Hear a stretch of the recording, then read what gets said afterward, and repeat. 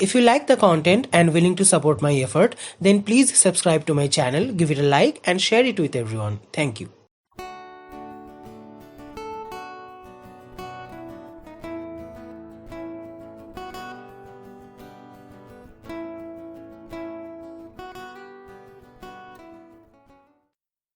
Hi everyone. So today we're going to look at a game from FIDE Online Nations Cup 2020, which was organized in May of this year. The groups or the teams participating in the tournament were from USA, China, Russia, India, Europe and rest of the world.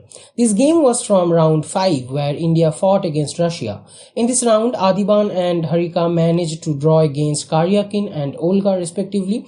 Harikrishna lost against Artemev. So the result of this round depends solely on this game. The game which was played between the former world champion Viswanathan Anand from India, who is playing with the white pieces, and Ian Nepomniachtchi from Russia, who is playing with black. So without further delay, let us dive into the game.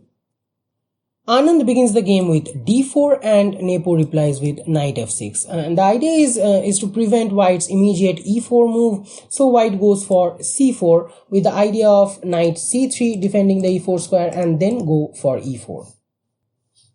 Black replies with g6 with the idea of fianchetting this bishop by bringing it to the g7 square, knight c3 and d5, the grunfeld defense on the board. Anand goes for cd5, knight d5, the exchange variation, and bishop d2 by Anand. So what is the idea behind this bishop d2 move? Well, here the popular response of white is e4, and after knight into c3, b into c3, we can detect some weaknesses in white's position. Obviously, white is enjoying a lot of space and center control, but there are certain weaknesses. Firstly, let us look at the weaknesses one by one. Firstly, this bishop is gonna come to the g7 square, and this bishop will be uncontested on this long a1 h8 diagonal because of its counterpart is fairly weak. Secondly, after coming to this g7 square, this bishop, this queen, this knight is gonna come to c6, and this pawn which is gonna come to c5 will put a lot of pressure on this d4 square. White will be desperate to push d5, but that won't be possible because of this bishop on g7, because this bishop now can attack this c3 pawn and there will be a fork, and if even black can defend that fork, it will really be hard for black to hold the position, for white to hold the position. The other weakness is that this knight is gonna jump to c6, a5, and then black is gonna put an outpost on this c4 square.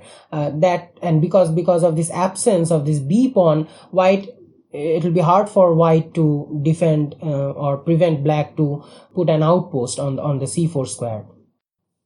So at this position, Anand goes for bishop d2 with the idea of bishop g7, e4, and then knight into c3 and bishop into c3, and suddenly white has solved all his weaknesses with a single idea, with a single line.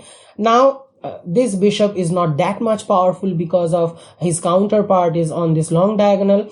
White will be able to push this d5 at this position, and there is the b pawn present on the b file, and for that this knight won't be coming to c4 in near future, and black won't be able to put an outpost on the queen side of white.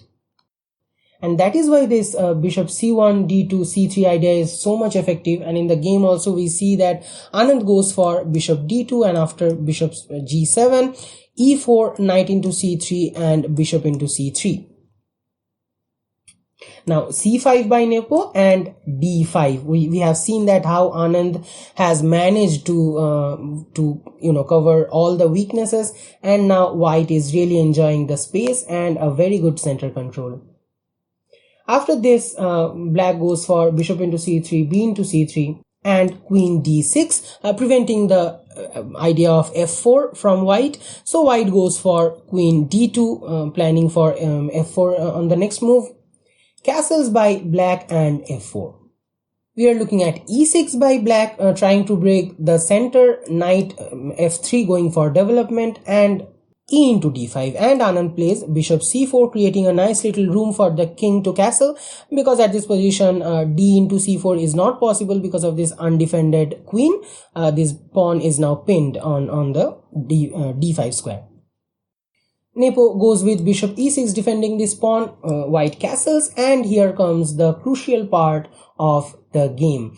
Here Nepo goes for a very natural intuitive move, which is d4, with the idea of exchanging the bishops and at the same time exchanging some pieces and simplifying. But at this position Anand just finishes off the game with a single, I would say, artistic move. And I think it will be a good idea at this point to pause the video and try to find what Anand could play in this position. Try to find something creative, because it's quite a moment. Well, at this position it is possible to capture this bishop, also go for e5 or something, but here in the actual game Anand goes for f5. Now with this f5 move, it's a very creative move, and after this f5 move, the game actually ends instantly. The question is why?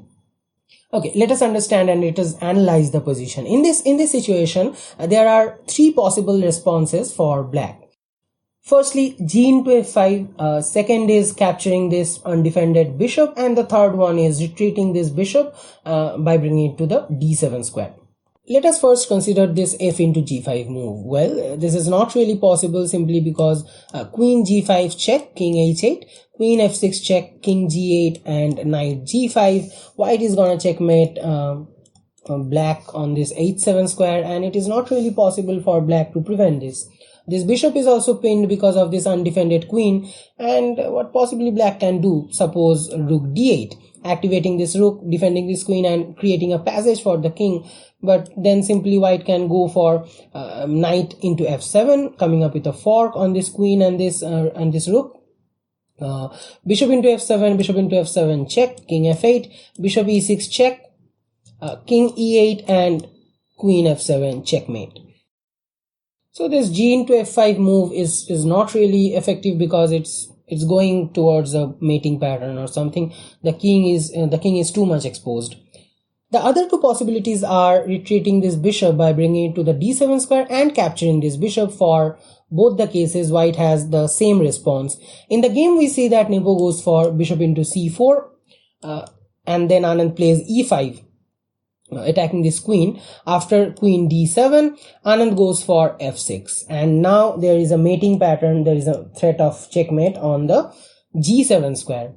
And how possibly black is gonna prevent that? If bishop into f1, then simply queen h6, and on the next move white is gonna checkmate black, and it is not possible for black to prevent it. So the only possibility is king h8, queen h6, and rook g8, but also that is the advantage of piece activity. The knight g5 move is coming, and on the next move white is gonna checkmate by bringing the queen to the h7 square, capturing this pawn on h7 checkmate. So it is not really possible, it is not at all possible for black in this position to hold and to make even a draw. So the game is completely lost, and after this f6 move we see that Nepo resigned, and Anand wins the game, and India manages to make a draw in the overall round 5. So however, we are coming to an end of the game, and in conclusion I would say something about the opening. The players who are really willing to play the grunfeld defense against your opponent, especially the exchange variation, I think it's a really nice time to consider the bishop c1 d2 c3 move instead of e4 immediately. There are certain advantage of this idea that we have seen in the game.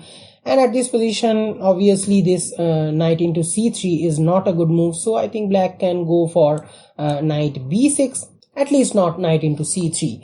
But I think this bishop d2 and c3 idea is much better than this e4 immediately, which deals with almost all the weaknesses in this position for white. With this, I am taking your leave. See you next time.